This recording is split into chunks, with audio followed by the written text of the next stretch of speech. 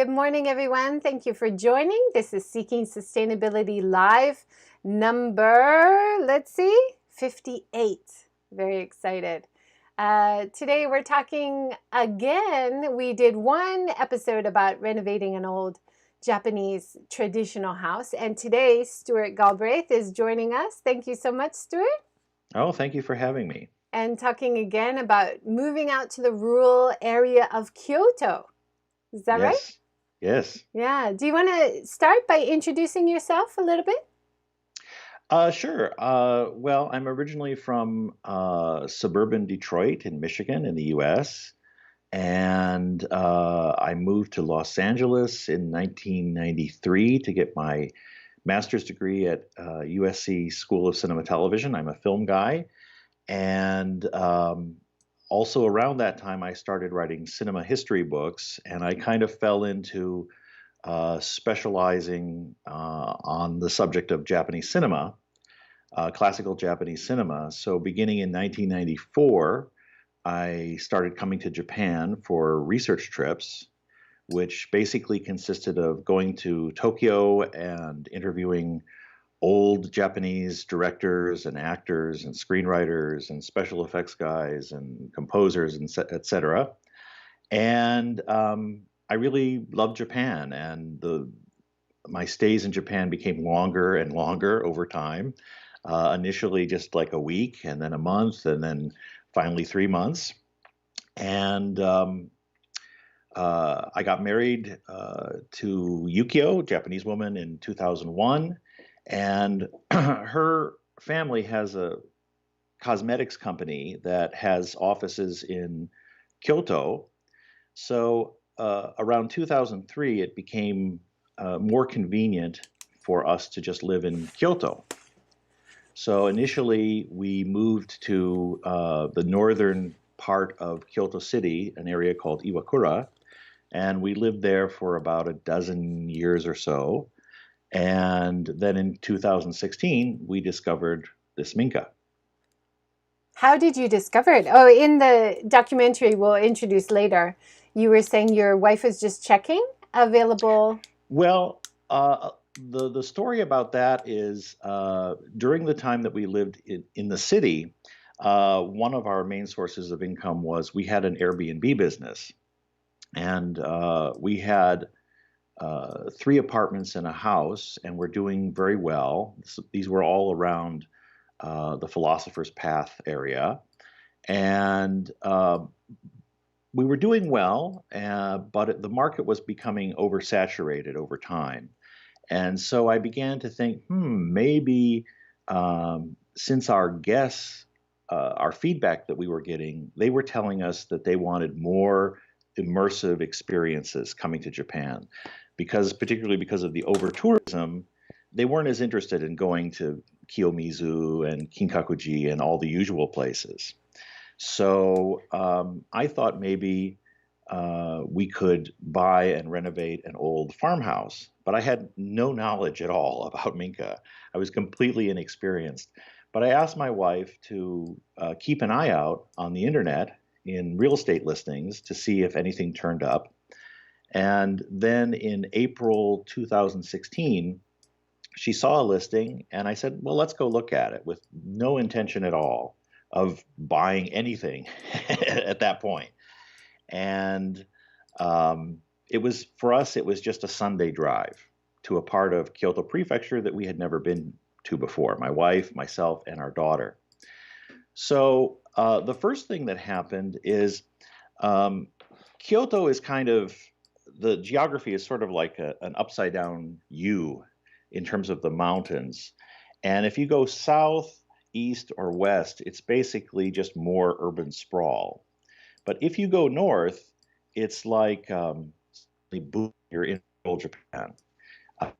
It's like Dorothy stepping into Technicolor in The Wizard of Oz.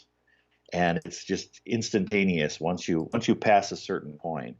And then once we were over the mountains and into this little village called Hanase, it was like a completely different world, because there are no Starbucks, no convenience stores, no gas stations, none of the usual urban Japan stuff. And so I was really quite taken with that.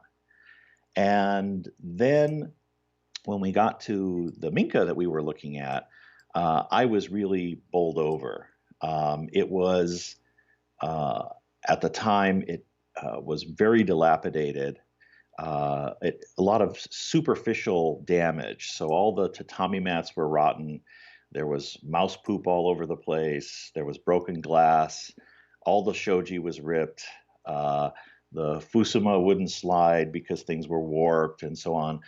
And everything was covered in soot and grime and cobwebs and all that.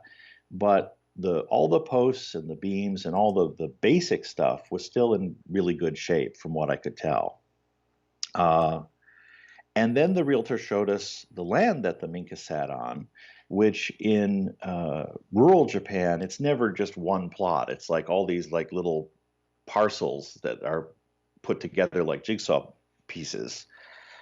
And it was a lot of land relative to what you would usually get in the city. It was about 300 tsubo of land. So I was like, wow, this is really, really good, but there's no way we're going to be able to afford this. It's going to be way too expensive. So in my mind, I'm calculating how much I think this is going to be because I hadn't looked at the listing before we came up. And in my head, I was figuring this is probably going to be around $350 to $400,000, and there's no way we could afford that. So when I finally asked the realtor, okay, how much is it? The thing that many people know is when Japanese numbers get really high, they're counting in units of 10,000, so it gets very confusing. So when I heard go hyakuman en, in my mind, what I heard was $500,000, and I said, "Oh no, forget it. It's never going to happen." Yeah, that's very different. Yeah. And my wife is looking at me like, "What are you talking about? It's the price of a new car." And I'm like, "What? It's the price of a new car, like $50,000." And I'm like, 50,000. Well, okay, that's for the house. How much is the land? Everything, everything. Yeah. Did they give you actually a discount because the old house was on the land? For in our case, when we asked about it, they're like, "Of course you're going to want to knock it down, right?" And they're like, "No, we'll take the house as is. We want to remodel it." Ah, And they're like, "Oh, in that case, we'll give you a discount because we would have done the demolishing for free or something." Did that I happen see. in your case? I think we got maybe a slight discount. It's somewhere along the line, but I don't think it was that much. But Mm-hmm. But that's a uh, great bargain. $50,000. My oh gosh. yeah, I mean, by the time we got back home, I was like, we're gonna buy the house. It's not gonna be an Airbnb. It's gonna be our house. So it was basically love at first sight. Yeah. Awesome. So let's talk a little bit more detail about the renovations that you guys did. Mm, I've been showing pictures of the before and after. mm. Should we start downstairs with the main room, the engawa, the genkan, that area? Sure, sure. Go ahead.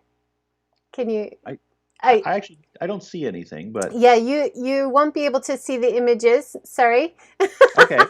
Oh, all right. But I'll Now I get it. describe them. So I've got the before living room photo here. Like you said, old tatami, and you had mentioned there was like a kind of a renovation done a little bit before you, Yeah, I but it mean, wasn't what's good great about this quality, house? right? This house was built in 1810, Mm-hmm. and the same family named Motohara lived. They owned the house for 10 generations, for 200 years.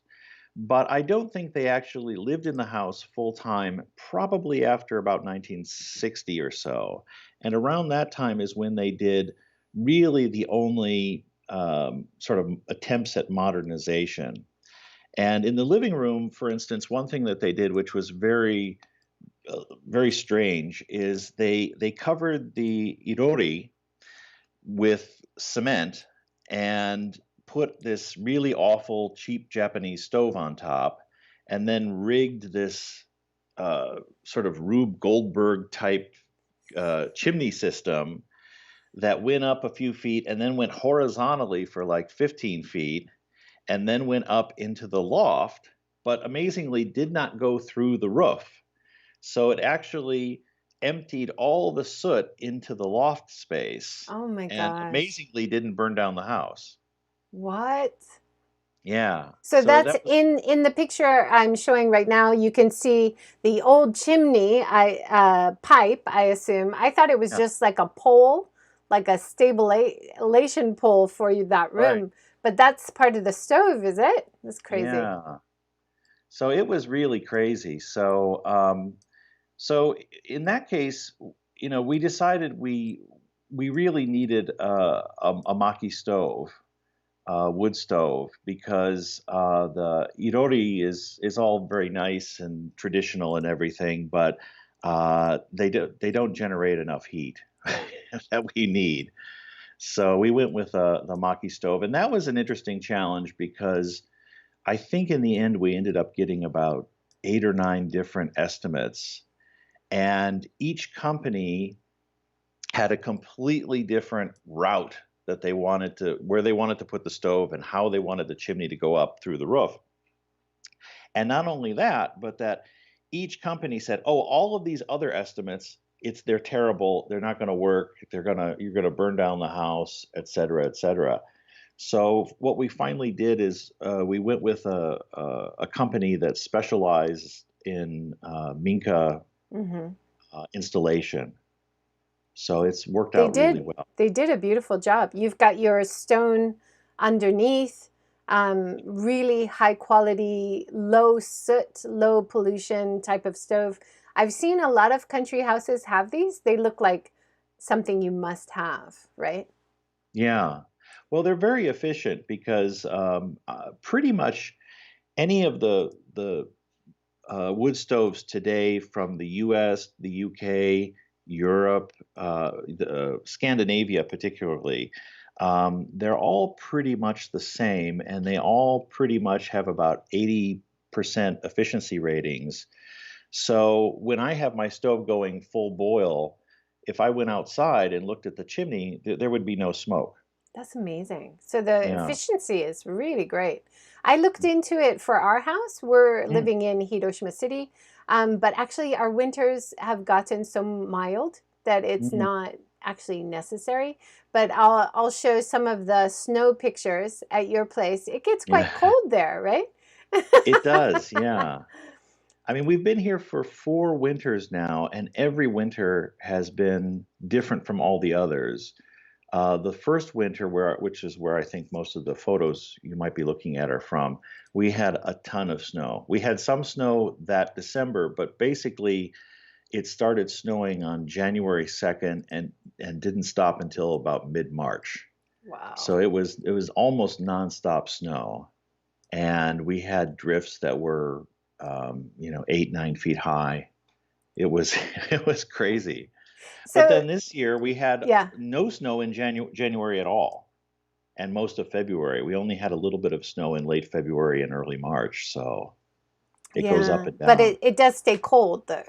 So it's Yeah, it how does. how long does it like is it nice and warm now, of course, in July, Yeah. but is it Yeah, pretty chilly?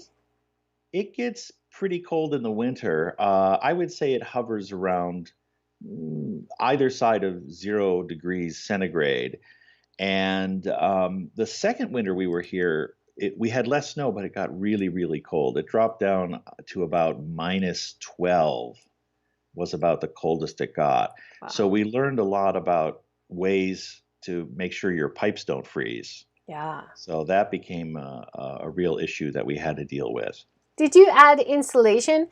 Referring back to Paul Fridale, Hmm. the talk we had in episode 51, and he was talking about before they got the stove, you just try to heat one room to live in. I think that's a very typical Japanese style. Right, right. But then once you have the stove, you have a much wider warmth area. Did you find the same thing?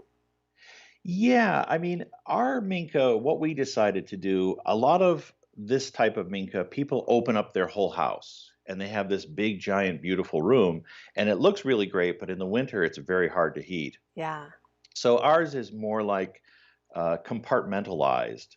So our system is in the winter, we have the stove in the living room, and then when, say, my wife wants to go to bed, she'll open, she'll slide open the door in the bedroom, and then let the heat get in there for like 30 minutes, and then she's ready to go. So it does different parts of the house.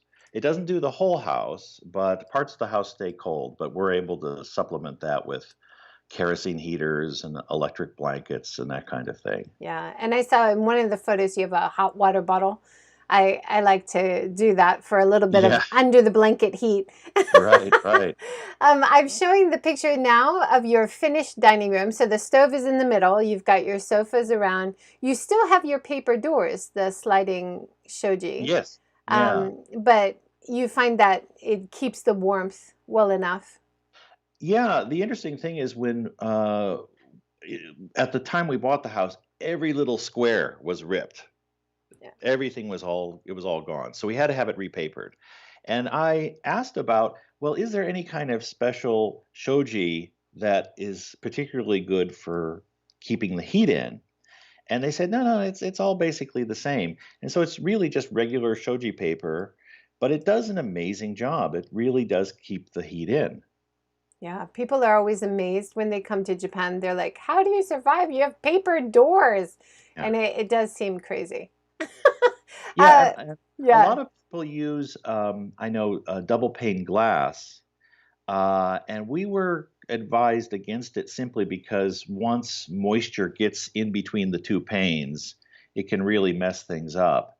So, and also a lot of the glass that we have in our windows is original Oh, wow. glass, however old it is, Yeah. One perhaps thing more than. I did, we kept some of the original windows. Like you, we like the style. It looks like the old traditional style. But we put, because there was a space, there's a window and then the space, we put another sliding window in front of it. That's very Hmm, popular in Japan. What is it called? Like in plus sash or something they call it in yeah, Japanese.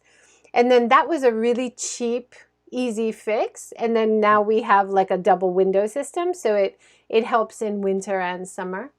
yeah. We've had a question from Adam 1978. He says, "Looks so cozy."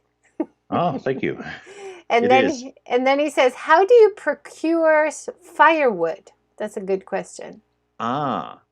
Well, what we do is Hanase is a village that was known for its lumber merchant business. And in fact, this family that built this house was a lumber merchant family. And so they would cut the trees and then they would dump them in the river and then float them down into Kyoto City to be used in Wow. temples and that kind of thing. And presently in Hanase, there's one surviving lumber mill owned by a family named Furuhara. And so we kind of want to support the local business. So we buy our firewood from them every year. Now, having said that, we also do keep an eye out for scrap wood. For instance, when we replaced our roof on our kura, all that came down and it was all, really good wood. It had been seasoned for, 70 years or however long. So it was all that stuff we saved and chopped up and used and put in the maki stove. That's great. Basically, using any domestic wood is a really great thing. Japanese forests need to be thinned out more, and Absolutely. Japanese forest agriculture is actually, it's not a very efficient system. So the more you support the local domestic wood products, the better. And Mm, some people, oh, Kyle, who runs the permaculture center in Okayama, in a previous episode, he was talking about part of their allotment when they bought their land in Okayama had a forest. And mm, they looked into harvesting their own forest wood because it needed to be thinned. But mm. maybe like you've experienced as well, it's not as efficient if you just go with what the lumberyard gets, like they already have their system in place, right? Right. So it's very interesting. It's a lot more complicated than you realize. But I imagine going out and cutting down your own tree is quite a tiring process. Right, right. Yeah. But At some point, I should invest in a log splitter, oh and yeah. I've avoided buying a chainsaw up to now. I'm a little bit nervous about using those Well, things, but you have a young child too, right? yeah. I always worry about that. Adam also says 8 to 9 inch high drift sounds like paradise to this Canadian. Ah, Nothing better than slowly depleting the pantry and wine rack sitting in front of the ah, stove. Sounds like someone who likes the country life. mm, Yeah. indeed. Well, another thing too is, our daughter, uh, because of the snow up here, she gets to go skiing with her school. Her school provides her with skis and poles and helmets and everything, and then all the kids in the school go for skiing lessons once a week in the winter. That's wonderful. And it's not the image of Kyoto that you usually have. So No, rural Kyoto is very different from city center Kyoto, right? oh, it's another world. Yeah. Well, let's talk a little bit more about the upstairs, the roof and the upstairs loft. Do you want to Yeah. walk us through some of the changes? Yeah, well, when we bought the house, the only way up there was up a rickety little ladder in the Doma. So you had to go up about 18 feet and then through this like meter square crawl space. And even if you went up there with a flashlight or a lantern, you couldn't see anything. So it wasn't until the wood stove installation happened and the guys went up to the loft to build that part of the chimney and brought their floodlights and stuff up there that I was really able to see for the first time what it looked like. And I was just amazed because it's a very big space. It's about 22 feet wide by about 42 feet long. And it's, of course, A-frame shape, but at the highest point, it's about 18 feet. So it was kind of a case of motainai. I didn't want to just have it sit up there, not being used. But the problem was all that soot that had been building up in there over the years. I mean, it was literally inches deep on the floor, and it was caked in the thatch and on all the beams. So I spent many, many months just trying to figure out what I was going to do about that. And eventually, what happened is I asked a roofing company to come and take a look and offer their suggestions. And basically, what they suggested was that we, at the two ends of the Minka, build windows so that we could air it out and then it could all be sort of cleaned up and put into bags and things and then taken out through the windows rather than trying to take it downstairs and through the house that way. And so that was the first challenge because that was really a horrible, horrible mess. And then the upstairs, with a lot of Minka, they use that space for raising silkworms, that kind of thing. I don't think this particular Minka was used for that. I think they just kept spare thatch up there to patch up the roof occasionally. So it was never really a proper room. So it was just planks. There was no flooring. There was just uneven planks of varying lengths and thicknesses. So we had to build a floor up there, and then the building the windows was a challenge too because it's kind of a long story, but most Minka in this area of this particular style, the thatch is covered with a layer of tin.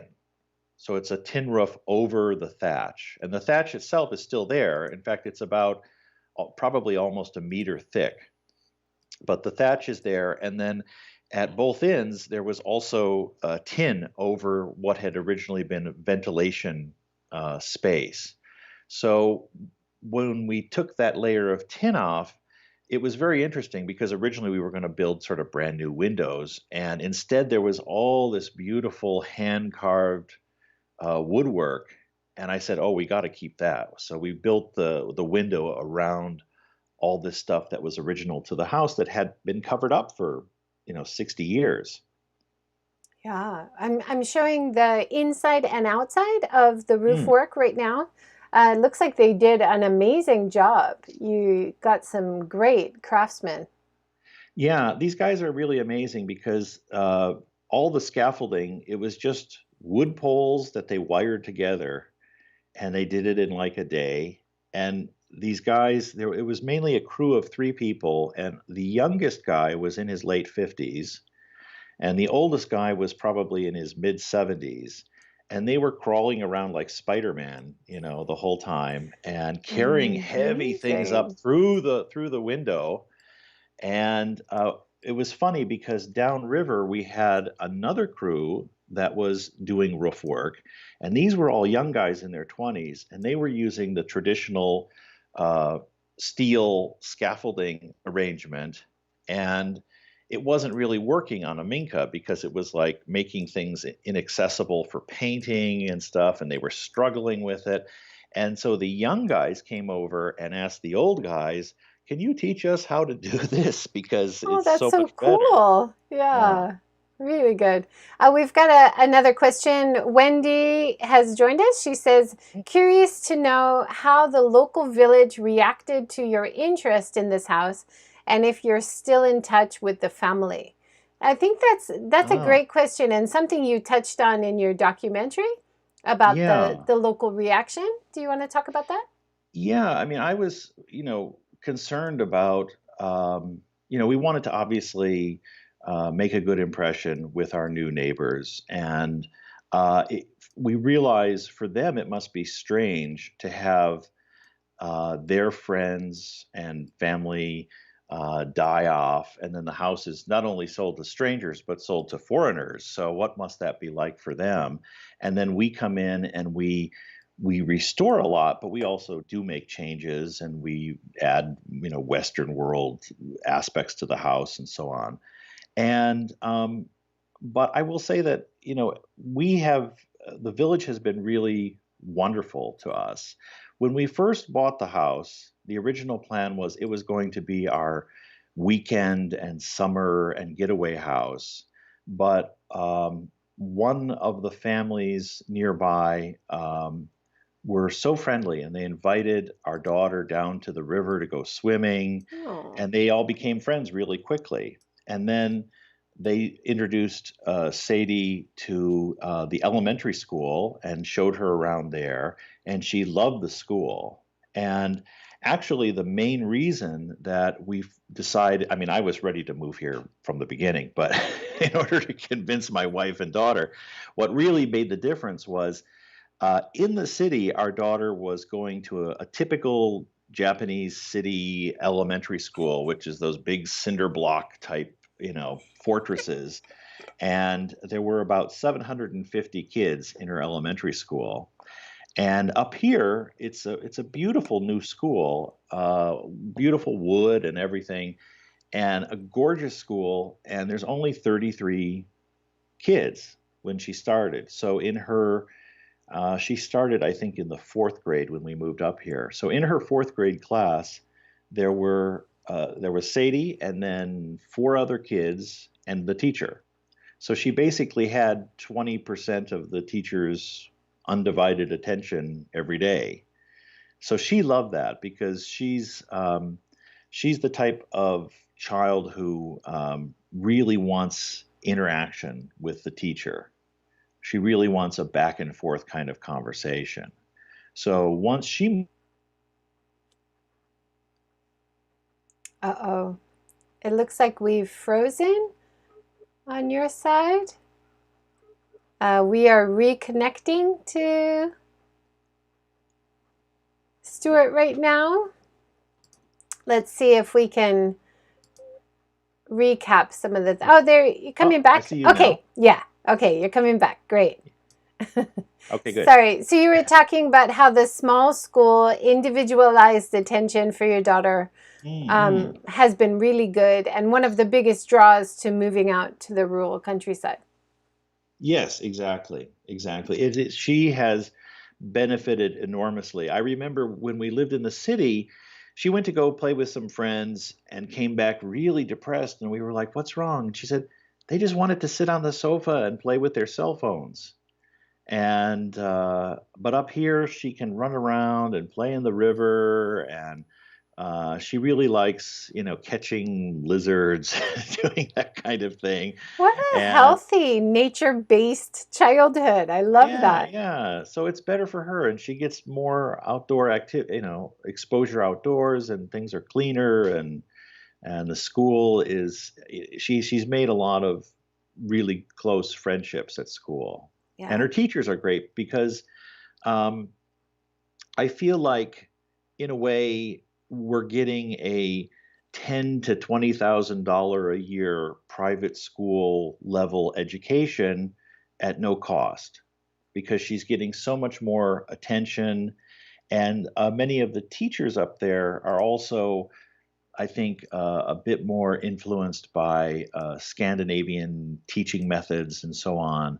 So there's less emphasis on memorization and homework, and more on uh, discussion in a group setting and figuring things out. It's great. She's really blossomed. That's awesome. It's great to hear. And I think that's a worry for a lot of families. I think now that a lot of people are working from home, the job maybe is not the hindrance, but moving out of the city's conveniences to the Mm, countryside is more of a hindrance for kids or for families. But there's mm.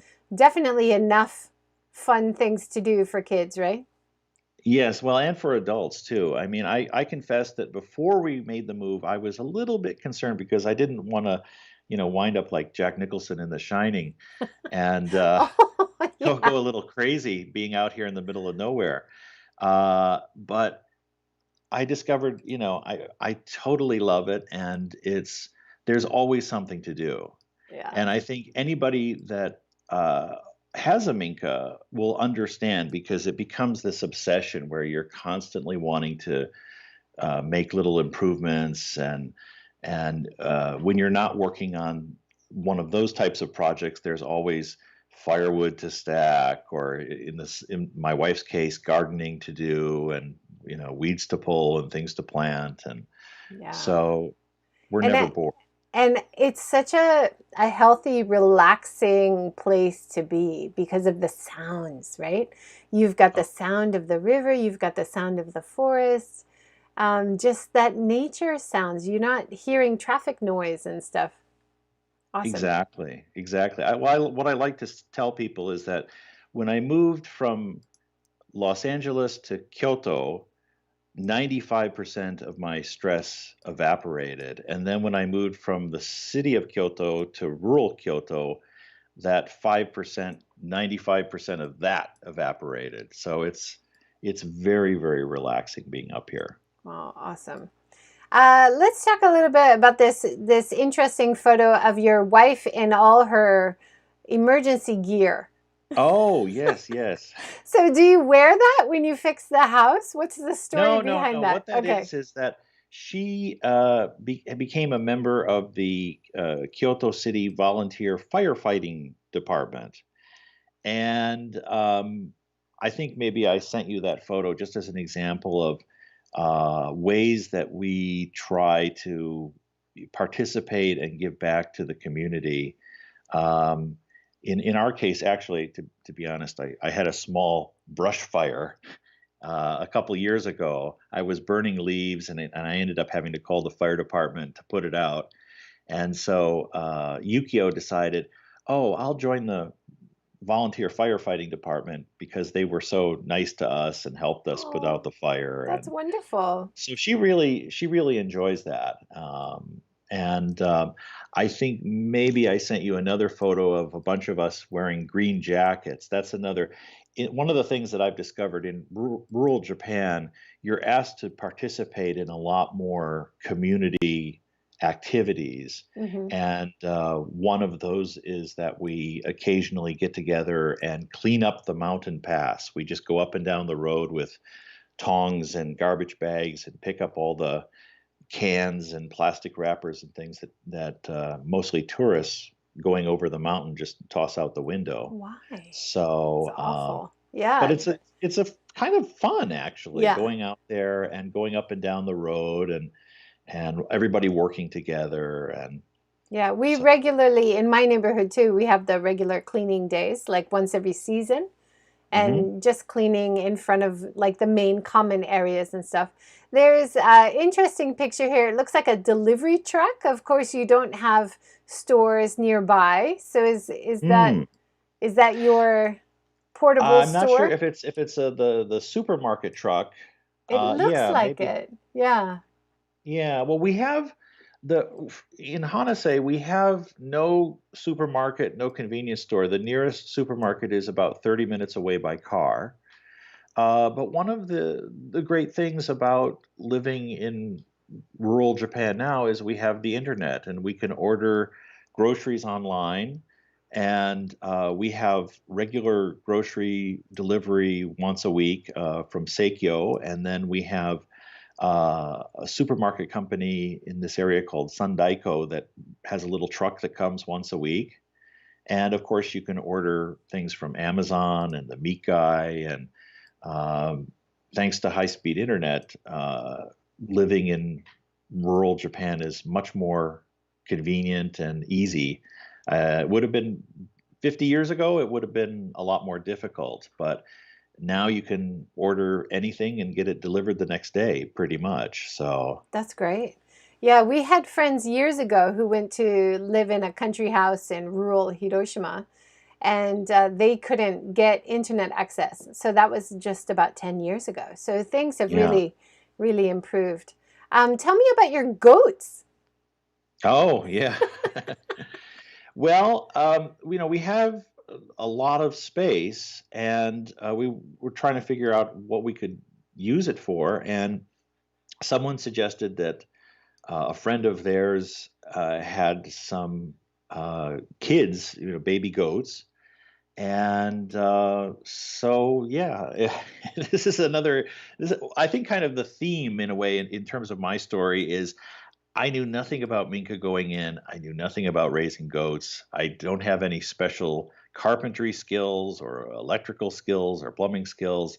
And if I can do it, anybody can do it. Is kind of the theme. And it's Yeah. the same thing with the goats. I just bought goat raising for dummies. With me being the dummy.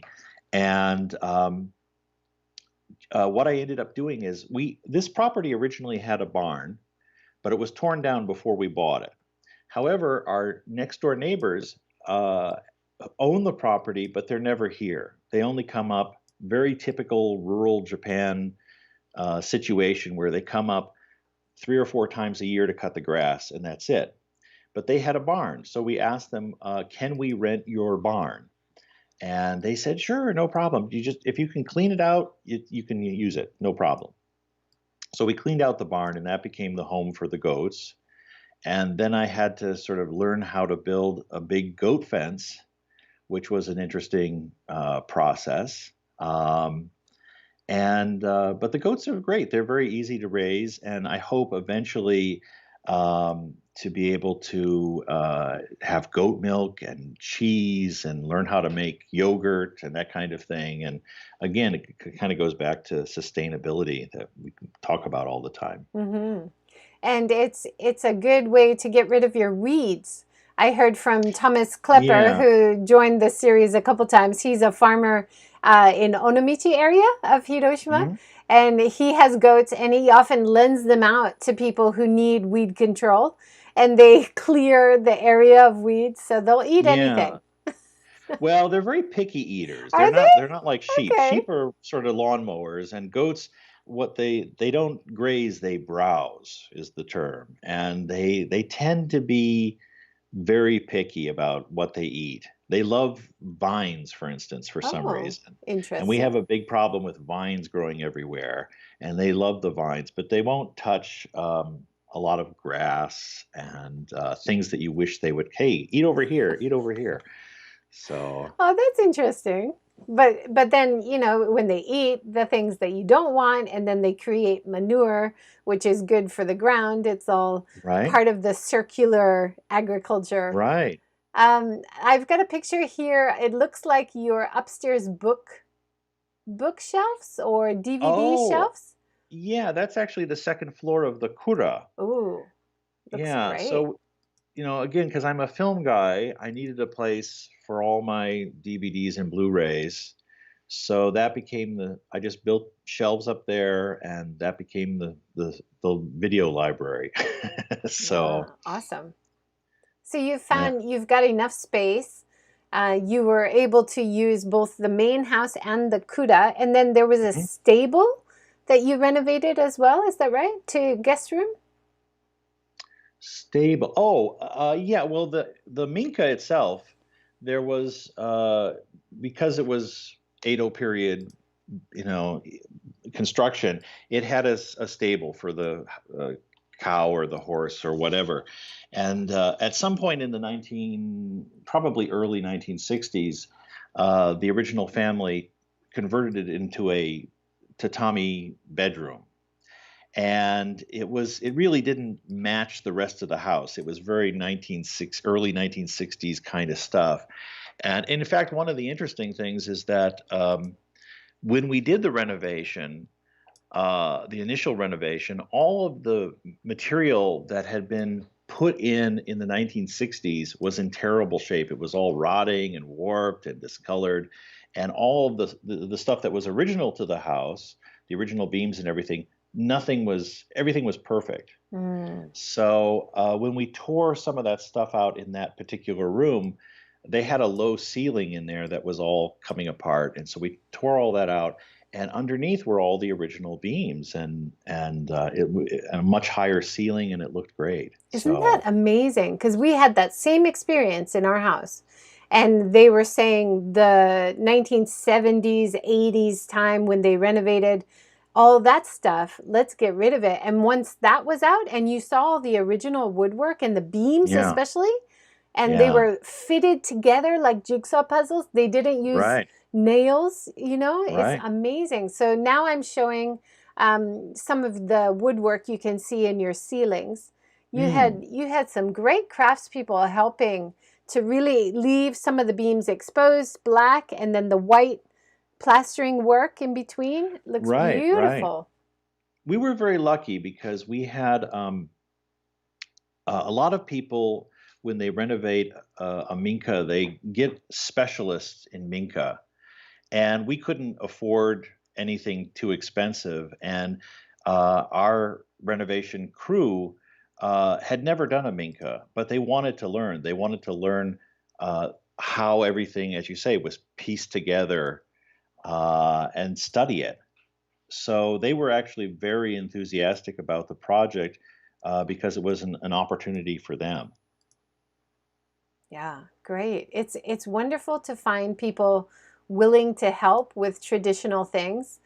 Mm, We had to shop around as well when we were looking for people to make repairs, and some of the reform people were like, "You don't want to do that. Go modern, like get rid of right, it." right. And then when we found people who appreciated Japanese workmen, who appreciated the traditional style, Mm, and they had contacts to craftspeople who were willing to fix it, we were so mm. grateful and appreciative. And there are people like that. You just have to search for them, right?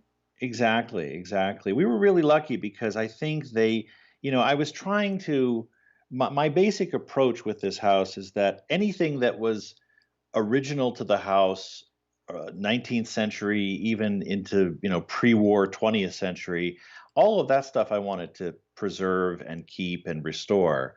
Uh, but I didn't want to live in a museum. I wanted to live in a comfortable house. So I wanted to sleep in a bed and have a dining table and to be able to sit on a sofa and so on. And so I was trying to find this balance between uh, Japan and my own Western world needs in ways that wouldn't clash. Aesthetically, it would still look okay. And the reform crew was really great because I think initially they were totally bemused by what I was asking them to do. But then very gradually they began to say, "Ah, okay, now I understand what he's trying to do." I mean, certain things I know baffled them. For instance, in the kitchen, we had to put in a new kitchen, and I was very insistent that the kitchen counter be raised like an extra 6 inches or something, because in our old house in the city, I ended up getting horrible back problems from leaning over to do dishes and things because Japanese kitchen countertops are so low. So, it's strange foreigner requests of renovation work. Yeah, no, but you have to be comfortable, and you've lived in enough Japanese houses or houses in general to know what things you learn to care about as you work in the Mm, kitchen and stuff. It makes a difference. And if you can get it done, great. It makes your life so much more comfortable.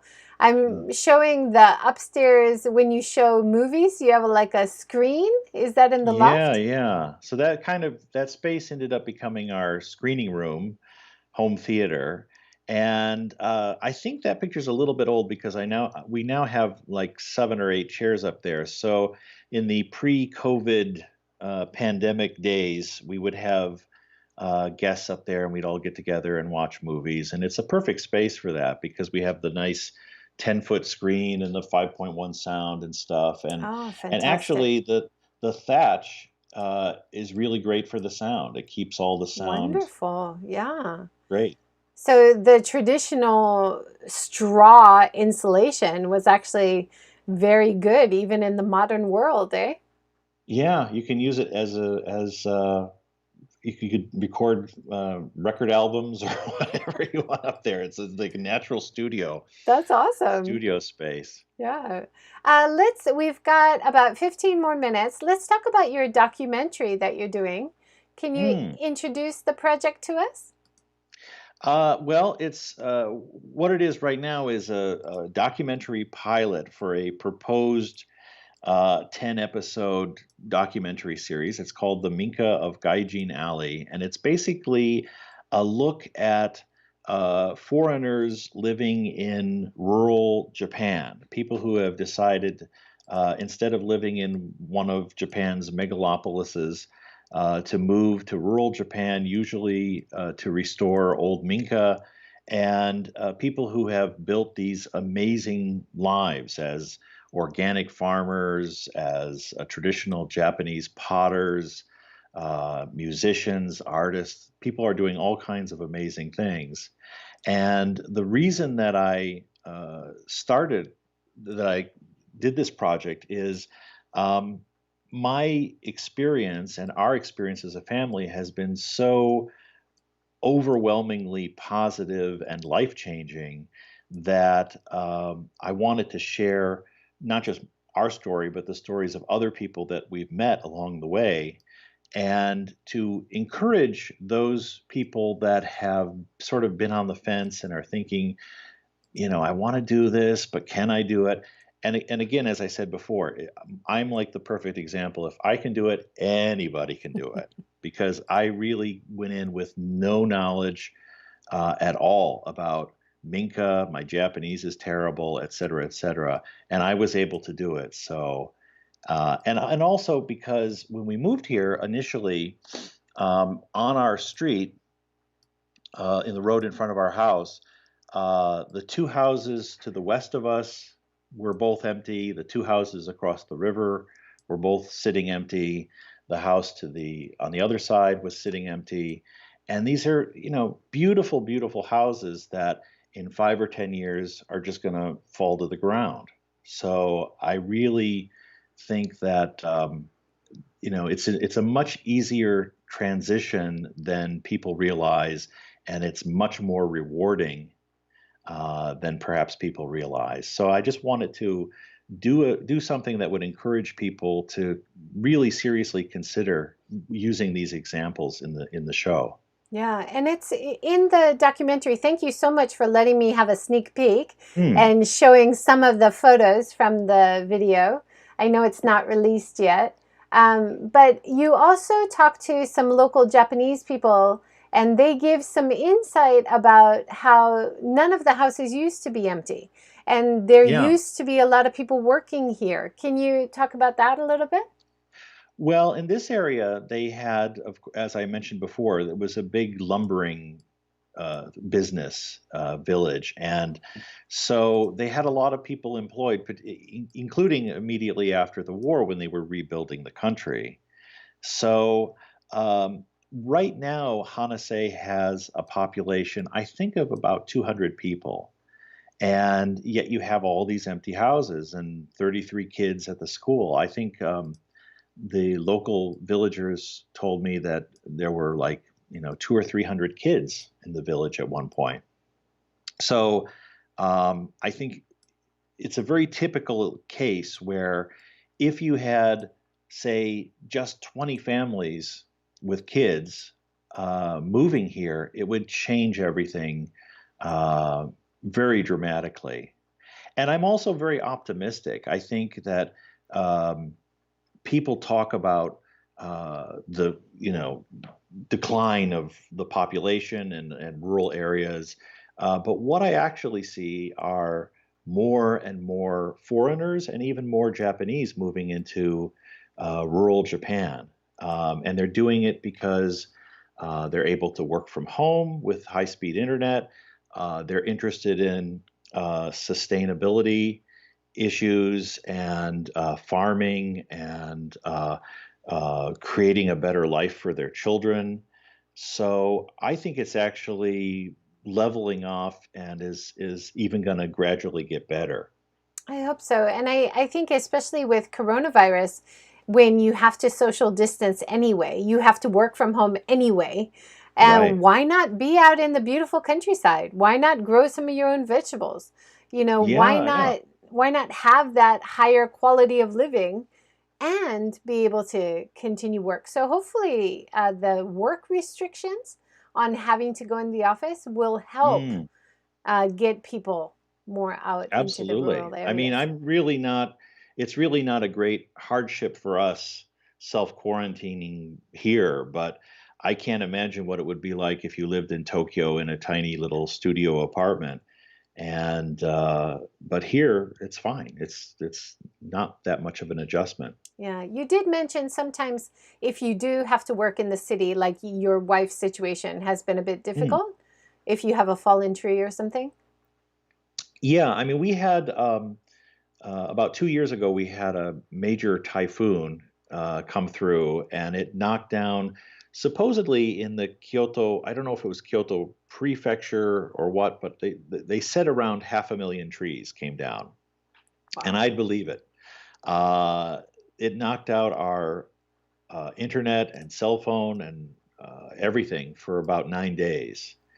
And the local people tell us that this was like a 1 in 100 year kind of event, but with climate change, who knows? And then recently, because of the rains sweeping across Japan, we have had a couple of landslides on the access roads in and out of the city. So my wife can get to work, but she has to go a much longer way around to get there. Yeah. When we have landslides and flooding here in Hiroshima as well, often the little access roads to the countryside will get washed out because they're near the Mm, river, just completely gone. And then it takes yeah, 6 months, sometimes longer, to get an access route back in. yeah. Yeah, horrible. Melanie says, lovely Monday morning, learning all about Minka and moving to the country. Nice. Hmm. I hope you. Well, I encourage people take that little extra step because once I think again anybody that owns a Minka will tell you it becomes this real obsession. You fall in love with it and you don't regret it. Yeah. One of the people in your documentary from Colorado, he's talking Yeah, about putting the skis on the outside of the barn. right. Or what are some other ways that you've noticed international residents changing to like a traditional Minka, but changing it a bit to more of a Western influence? Can you think of another example? I thought that was interesting. Well, it's interesting. For example, we've become friendly with a couple named Joanna and Moto-san, who live in an area called Wachi, which is in Nantan, which is kind of north west of Kyoto City. And when we first met one another, Joanna was remarking, "Oh, your Minka is exactly the same as ours." And I Oh, was, "Oh, wow. really?" And when I finally saw it, I just didn't see it because every Minka changes and evolves over a long period of time. And hers was actually the mirror image of ours. But then gradually I was like, yeah, yeah, the layout is exactly the same. And I began to see it. But over time, these little changes, and you had mentioned earlier about converting a futon closet Mm-hmm. into bunk beds, Yeah, I and don't know they if did, you can see yeah, behind the futon right, closet changed into my daughter's desk for school. right. And Joanna and Moto did something very similar to those spaces. And as I mentioned, we converted one futon closet into a compost toilet area so that we don't have to go outside all the time to go to the restroom. And everybody does something a little bit different. In our case, what I wanted to do was I didn't want to change the house around too much. I wanted the original purpose of each room to stay pretty much the same. So we still have like a butsudan space and a space for the Japanese scrolls and things like that. Our genkan became our dining room. So we did sort of change that, but I didn't want to change it too much. I didn't, like I said, I didn't want to live in a museum, but I didn't want to. I wanted the original flavor of the house. That was very important. Yeah, well, you've got a beautiful engawa where you can sit and look outside. I love Oh, right. I love that about the traditional houses, how you have gaps or spaces or hallways so you can keep rooms private and then you can open it up and see the great outdoors. And I noticed your house, similar to Paul Fridelli's house, you took down all the curtains, right? Like a lot of Japanese houses, they'll have curtains Oh, everywhere, right. right? Right. But in my house too, we don't have many curtains. We like just having the window and nature, you know? Right. Well, and of course, Minka are, the inside is often very dark to begin with, so you want the light to come in, what light is available. Yeah. On the other hand, one thing that's really wonderful is that Minka are um, sort of they're really good with for temperature in the summer because they naturally cool the house. And as we get into July and August and it starts getting hot, it's really remarkable because however hot it is outside, I can step inside the Minka and it'll be several degrees cooler, which Oh, is that's nice. wonderful. So that big long roof that you have really helps insulate the house from heat and cold a bit better than a regular roof. Yeah, the upstairs does get really, really hot in the summer, so we had to put an air conditioning system. Otherwise, I would never be able to watch movies up there. But on the other hand, one thing too that I've noticed that makes a big difference is that when you live in the city, because of all the concrete and the asphalt, it retains the heat. So even at night, in August in Kyoto, it's 10 o'clock at night, it's still really, really hot and awful. But out here, once the sun goes down, it cools down very dramatically, very quickly. And most people in our village don't even have air conditioning because you don't need it at night to be able to sleep. That's amazing. I grew up in Hawaii and we never had air conditioning. Just we lived up on top of a valley and you keep Hmm. all the screens open and that was enough. And Yeah. I think a lot of the countryside houses, like you say, because you've got that good insulation, you keep the windows open, you're near the river, you've got the forest. It's definitely Mm, cooler than the city center. yeah. We've got a few more minutes. The $1 million question. How much did you spend on the renovation? So you got the house for a song, Right. $50,000. And then how much do you reckon you had to spend for all the renovations before it got to a comfortable living level? Yeah. Well, we've done it I kind of call it, phase one and phase two and so on. And phase one, which was the initial reform, the initial renovations, which was just to make it livable. And I think that cost around $60,000, not including the cost of the maki stove and its installation. But I think everything else was included in that 60,000. So about $110,000 US. Wow. Uh, For the house for and land, like for the house and the land and everything. all of the renovations, which in phase one included upgrading the electricity and the plumbing and a new bath and toilet and kitchen, redoing all the floors, redoing all the shoji, um, uh, all the really basic stuff, insulating a lot of the house.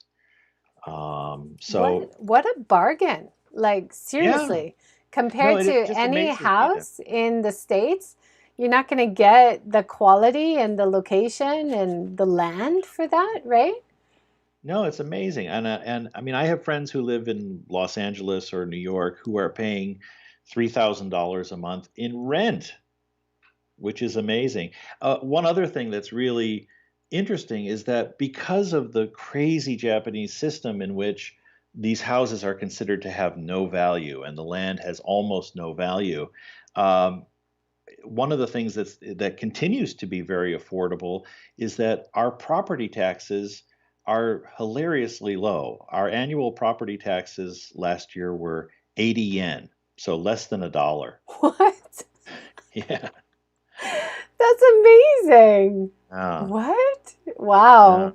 Yeah, because Not even worth the cost of the paperwork, property tax, if you live in the city, maybe about 100,000 a year for our yeah, that area, sounds. right? I But think that's about what we were paying in the city. 80 Yeah. yen a year. Yeah. We reached the hour. Now, any final words? Any things you want to do in the future? I'm really looking forward to seeing your documentary come to life. Oh, thank you. Well, I Yeah, hope we can do more episodes because there's so many good stories to tell. There's so many interesting people now yeah, living out here. So, wonderful. And I hope it encourages people to come and explore maybe buying a rural house and moving out to the countryside. I think in terms of spreading out population back to the countryside, there's so much value, right?